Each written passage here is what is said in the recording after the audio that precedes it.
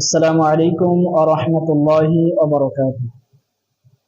إن الحمد لله وحده والصلاة والسلام على من لا نبي بعد أما بعد.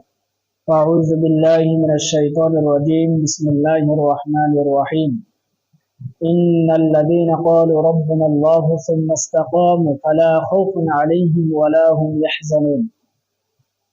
وقال النبي صلى الله عليه وسلم: كل أمتي يدخلون الجنة إلا من أبى. قال: يا رسول الله ومن أبى؟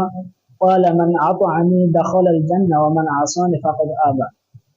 আলহামদুলিল্লাহ, যাবতীয় প্রশংসা মহান আল্লাহ সুবহানাহু ওয়া তাআলার জন্য, যে মহান আল্লাহ সুবহানাহু ওয়া তাআলা আমাদেরকে এই পর্যন্ত সুস্থ রেখেছেন, এই জন্য বলে আলহামদুলিল্লাহ।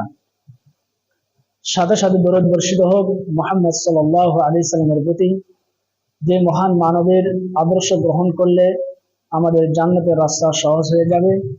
সেই মহান মানবের প্রতি আমরা সংক্ষিপ্ত আকারে আবারও আমরা দরুদ পাঠ করি। সবাই বলুন আল্লাহুম্মা সাল্লি আলাইহি আল্লাহুম্মা বারিক আলাইহি। সম্মানিত দ্বীনী ভাই ও বোনেরা, যে মহান আল্লাহ সুবহানাহু ওয়া তাআলা পৃথিবীতে চলার জন্য যা কিছু দিয়েছেন, একমাত্র মানব জাতির কল্যাণের জন্য দিয়েছেন। আলহামদুলিল্লাহ। আমি আপনাদের মাঝে আজকে কয়েকটি কথা বলার চেষ্টা করবো। সেটা হচ্ছে, আজকে আমরা দেখতে পাচ্ছি যে অনাবৃষ্টি, অর্থাৎ বৃষ্টি না হওয়ার কারণটা কি, অনাবৃষ্টি হওয়ার কারণটা কি, কি কারণে আমরা সে আল্লাহ সুবহানাহু ওয়া তাআলার দয়া বৃষ্টি থেকে আমরা বঞ্চিত হচ্ছি।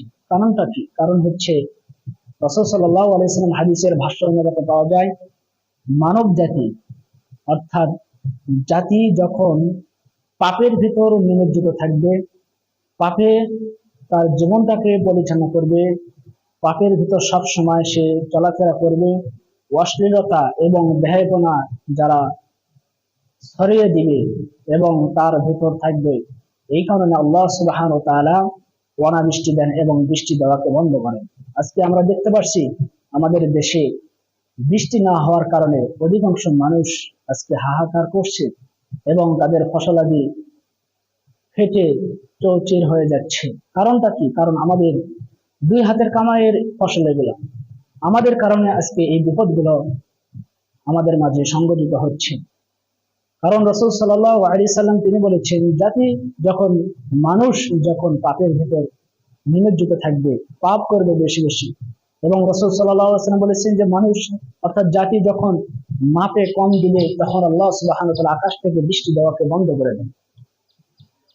এবং রাসূল সাল্লাল্লাহু আলাইহি সাল্লাম তিনি বলেছেন, মানব জাতি যখন যাকাত দেওয়াকে অস্বীকার করবে, যাকাত দিবে না, নিসাব পরিমাণ যখন সম্পদ হবে, যাকাতের সম্পদ হবে, তখন সে যাকাত বের করবে না, যাকাত দিবে না, তখন আল্লাহ সুবহানাহু ওয়া তাআলা আসমান থেকে রহমতের বৃষ্টিকে তিনি বন্ধ করে দেন।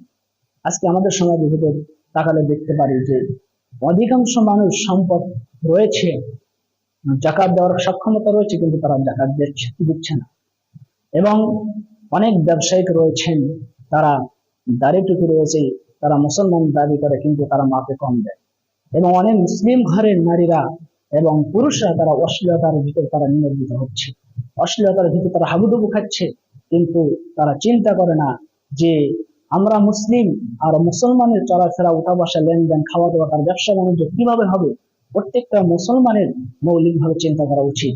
এই জন্য আজকে আমরা খরায়, আজকে আমরা বিভিন্ন অনাবৃষ্টিতে আমরা বিভিন্ন কষ্টে আমরা জীবন পাড়ি দিচ্ছি। কারণ রাসূল আল্লাহ সুবহানাহু ওয়া তাআলা বলেন যে যাহারাল ফাসাদু ফিল বাররি ওয়াল বাহরি বিমা কাসাবাত আইদিন নাস, জলে এবং স্থলে যত বিপদ আছে সমস্ত মানুষের হাতের কামাইয়ের মাধ্যমে।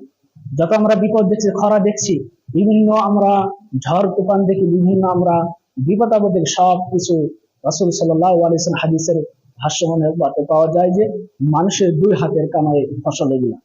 আজকে যদি আমরা অশ্লীলতা থেকে দূরে সরে যাই, অশ্লীলতা থেকে আমরা যদি ফিরে আসি, মাপে কম দেওয়া থেকে যদি আমরা ফিরে আসি এবং যাকাত আমরা যদি সুন্দরভাবে আদায় করি, হয়তো আল্লাহ সুবহানাহু ওয়া তাআলা আমাদেরকে মাফ করে আমাদের প্রতি রহমতের দৃষ্টি বর্ষণ করবেন।